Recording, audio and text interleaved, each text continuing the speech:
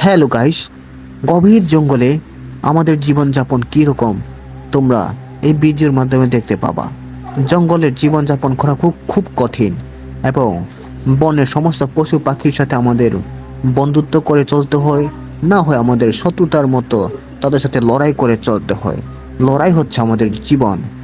আমাদের জীবন সমস্ত কিছুতে লড়াই। আমাদের খাওয়ার জন্য লড়াই করতে হয়, আমাদের চলার জন্য লড়াই করতে হয়, ঘুমানোর সময় লড়াই করতে হয় পশু পাখিদের সাথে। তাই পশু পাখির হাত থেকে বাঁচার জন্য আমাদের যে ব্যবস্থাগুলো গ্রহণ করতে হয়, যেখানে আমাদের নিরাপদ আশ্রয় হিসাবে ব্যবস্থা করতে হয়, সেটা আমরা দেখতে পাচ্ছি। একটা মেয়ে, সে গভীর জঙ্গলে কীভাবে বেঁচে থাকা যায় একা যখন বিপদে পড়ে, কীভাবে সমস্ত বন্য পশু হিংস্র পশুর হাত থেকে রক্ষা পাওয়া যায় এবং সেখান থেকে রক্ষা পাওয়ার জন্য নিরাপদ কীভাবে ঘর তৈরি করে থাকা যায়, সেটা আমরা এই ভিডিওর মধ্যে দেখতে পাচ্ছি।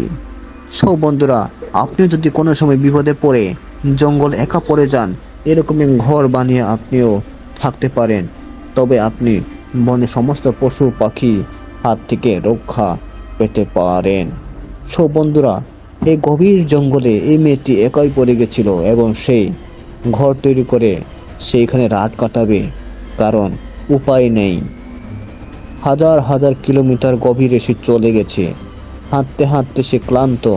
সো এখানে সে পশু পাখির হাত থেকে রক্ষা পাওয়ার জন্য ঘর তৈরি করছে এবং ক্ষুধা নিবারণের জন্য সে মাছ ধরে সেখানে রাতটা কাটিয়ে দিবে।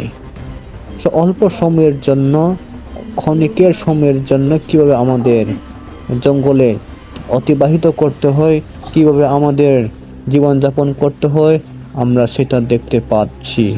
সব বন্ধুরা, তোমরাও দেখে শিখতে পারো। তা পূর্বে বলি বন্ধুরা, ভিডিওকে অবশ্যই লাইক করবে, চ্যানেলটাকে সাবস্ক্রাইব করবে এবং কী রকম লেগেছে কমেন্ট করে জানাবে।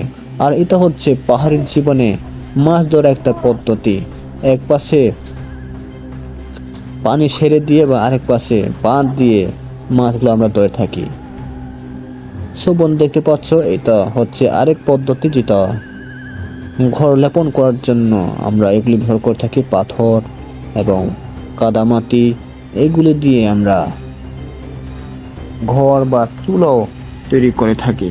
তো দেখতে পাচ্ছ বন্ধুরা, এটা হচ্ছে এক প্রসেসিং যেখানে চুলা সে তৈরি করছে এবং এখানে হয়তো বা কোনো এক রান্না সে করে খাবে।